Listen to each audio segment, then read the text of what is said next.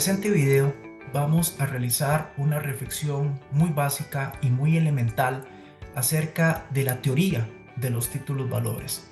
Teoría que habrá que tener muy presente de cara a los retos interpretativos y hermenéuticos que supone la nueva visión de los títulos valores electrónicos, que habrá que tener muy presente en Costa Rica a partir de la entrada en vigencia de la Ley 10.069 denominada Ley sobre letra de cambio y pagaré electrónico.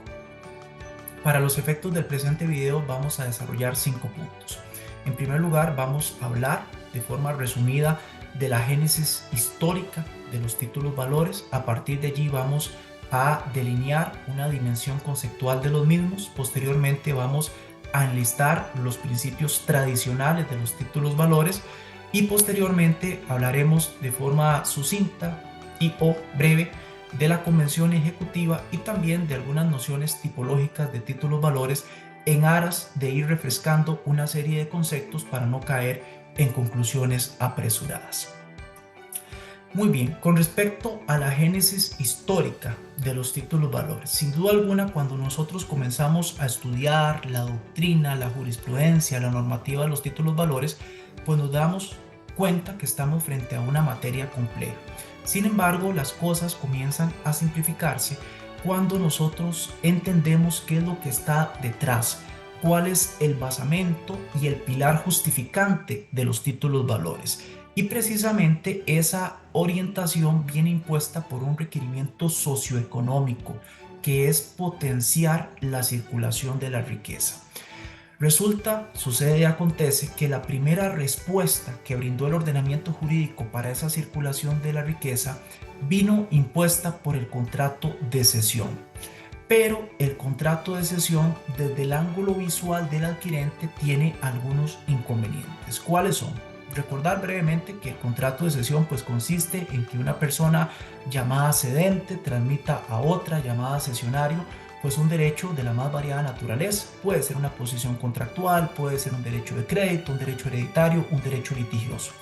Pero, ¿cuáles son los aspectos, si se quiere, un poquito negativos? Bueno, el primero es que la cesión tiene que serle notificada al deudor. Y esto ya genera, digamos, alguna dimensión de entrabamiento para la potencialización de las relaciones comerciales, para las relaciones de crédito. Otro aspecto negativo es que en la cesión en realidad se está transmitiendo una situación jurídica preexistente. Por lo tanto, el cesionario lo que está adquiriendo es un derecho derivado. Es el mismo derecho.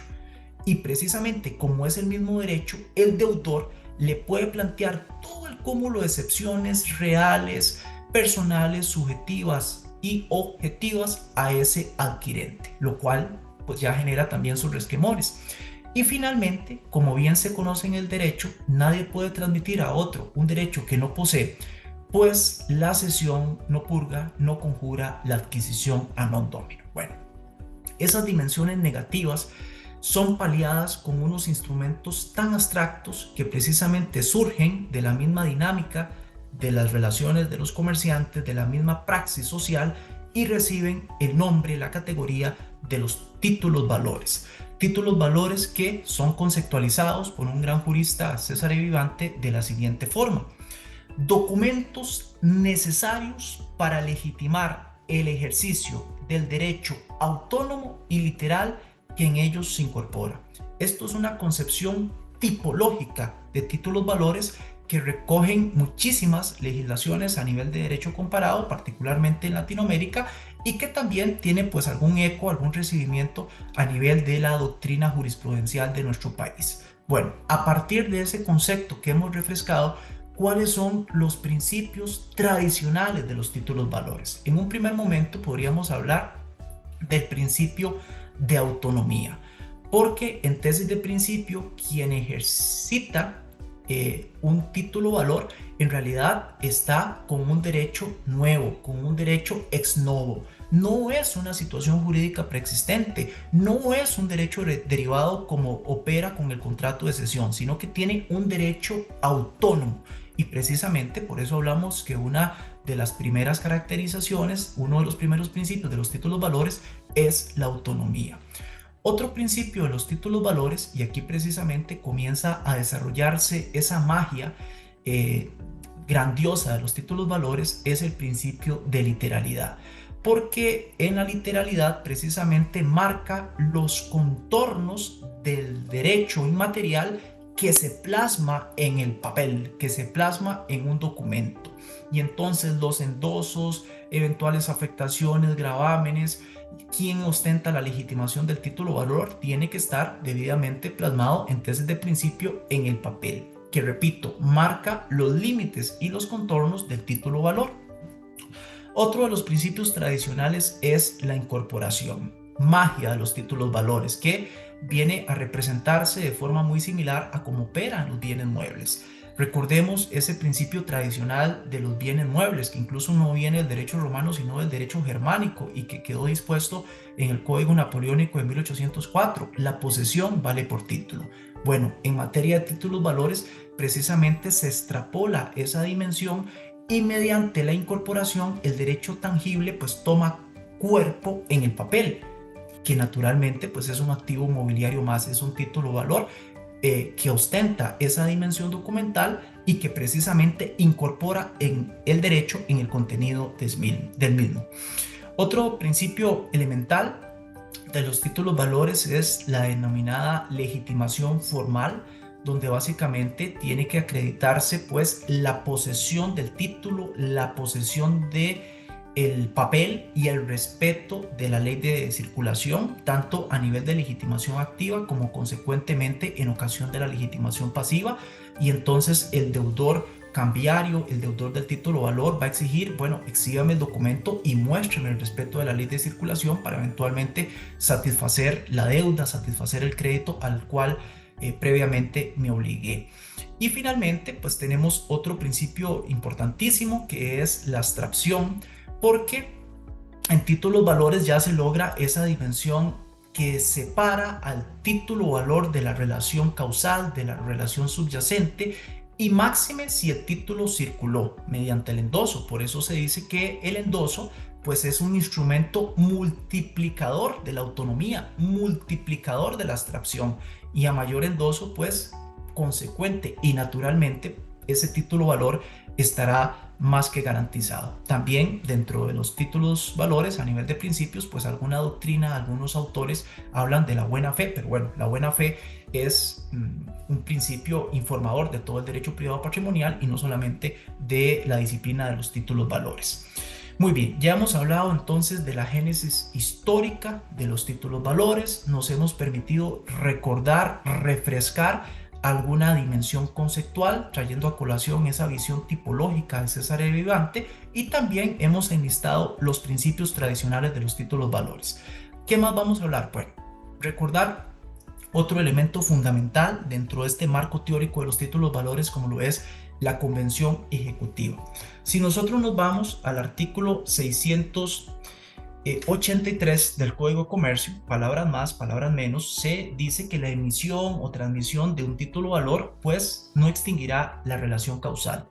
Esa es la regla, pero esa regla tiene excepciones. Por ejemplo, cuando el título valor es emitido no ante causa, es decir, se genera una novación y a partir de allí se extingue la relación subyacente, se extingue la relación causal para quedarnos única y exclusivamente con la relación cambiaria. También existen las posibilidades de que el título valor se genere bajo una emisión solvente y causa, y aquí hay que hacer una distinción si es prosoluto o si es prosolvente, que es, por ejemplo, lo que marca el artículo, permítame un minuto, el artículo 674, donde dice que los títulos valores entregados en pagos se presumen recibidos bajo la condición de buen cobro. Bueno, esa es la orientación de títulos valores pro solvento, que si se da el buen pago, si se cobran los mismos, pues lógicamente se va a extinguir la relación subyacente, se va a extinguir la relación causal. Y otra dimensión de la convención ejecutiva es que el título valor se emita en función de garantía, lo cual es bastante frecuente en nuestro ordenamiento jurídico, y básicamente pues allí el título valor no se está emitiendo con miras a extinguir la relación causal o con miras a dejar sin efecto la relación subyacente. Lo que se busca es generar una garantía, un refuerzo, una cautela, y por eso se emite un título valor de forma, si se quiere, complementaria. Pero bueno, estas dimensiones de la convención ejecutiva hay que tenerlas presente cuando, por ejemplo, a nivel forense, a nivel pragmático, tenemos que coordinar el ejercicio de las mismas, sea la relación causal versus la relación cambiaria, por ejemplo, para evitar enriquecimiento sin causa o acciones de doble cobro. Muy bien. Dispuesto lo anterior, entonces ya para los efectos de terminar este pequeño video, que básicamente, repito, ha sido pues un refrescamiento, tratar de depurar algunas concepciones que nos sirvan para tenerlas presentes de cara a las posteriores sesiones que vamos a ir desarrollando en este curso autoformativo. Es importante mencionar brevemente cuál es la tipología de los títulos valores. Y aquí vamos a hacer, digamos, una distinción de acuerdo a la ley de circulación o de acuerdo pues al derecho que en ellos se incorpora. De acuerdo a la ley de circulación, pues hablamos de títulos a la orden, como por ejemplo la letra de cambio y el pagaré. Hablamos también de títulos al portador, que actualmente pues no resultan tan atractivos, pero existen algunas dimensiones del cheque que puede ser perfectamente catalogado como un título al portador. Y tenemos también los títulos nominativos, como las acciones de una sociedad anónima, que también pues son títulos valores. Y por otro lado, con respecto al derecho que en ellos se incorpora, hablamos de títulos cambiarios, normalmente muy asociados con esa dimensión de crédito, como la letra de cambio, como el pagaré, como el cheque. Hablamos también de títulos de representación de mercadería, que ingresa dentro de esta categoría también de títulos valores. Y finalmente hablamos de títulos de participación, dentro de los cuales también podemos citar a las acciones de una sociedad anónima. Muy bien. Con base entonces en estas consideraciones generales, damos por cerrada este primer video donde en síntesis hemos tratado de dar un brochazo, un repaso muy general por algunos puntos clave de los títulos valores para tenerlos presentes y no caer en conclusiones apresuradas cuando incursionemos en la dinámica más especializada de los títulos valores electrónicos. Recordando que si nos vamos al contenido de la ley 10.069, es decir, la ley sobre letra de cambio y pagaré electrónico, pues en realidad ahí existe una aspiración de que el derecho de fondo sustancial y o material de los títulos valores, pues en realidad no ha sido dejado sin efecto en ocasión de la entrada en vigencia de este nuevo paradigma. Pero bueno, eso ya será una incógnita que vayamos despejando más adelante con el desarrollo de este curso formativo. Muchísimas gracias y espero haya sido de utilidad esta pequeña introducción. Muy amables.